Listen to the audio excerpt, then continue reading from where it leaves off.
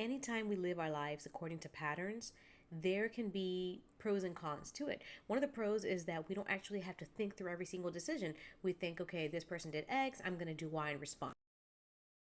To respond in this way, right? So we don't actually have to stop and think about things, but that is not living in a mindful way, and it doesn't allow us for flexibility, and it can actually result in us being hurt or hurting others. And right now I want to focus specifically on the patterns that we can have that seem to be good patterns but that result in us being hurt. And this particularly for people who have been raised or born, to believe that they always need to be good and treat other people well and give everyone the benefit of the doubt. This is a beautiful thing if you're in a relationship in which that's reciprocated to you. But if you're not, you can be really badly hurt by this.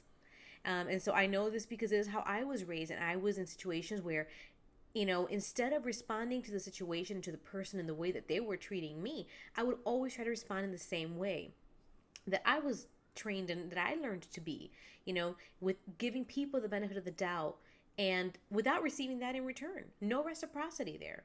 And so the two principles that have helped me a lot be able to break free from that is, one of them is observing people's the alignment between their words and their actions. Do people say what they are going to do and then actually do it or not? And this will show up even in little things. If you see it consistently across the board, that's one thing that you really want to be careful with. So for instance, if somebody says, I really care about you and I want the best for you, but then you see that they're talking bad about you, or that they're not helping you out, or that they're ignoring you when you request for help, that is not an alignment. They're saying they care, their actions don't show it. Okay.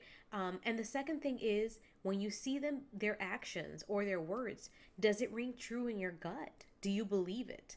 Or do you feel a little bit like something is off? So I think if we look at those two things, that can be really protective for us, especially those of us who grew up trying to live in a principled way from a positive perspective. And it helps us be more flexible and protect ourselves.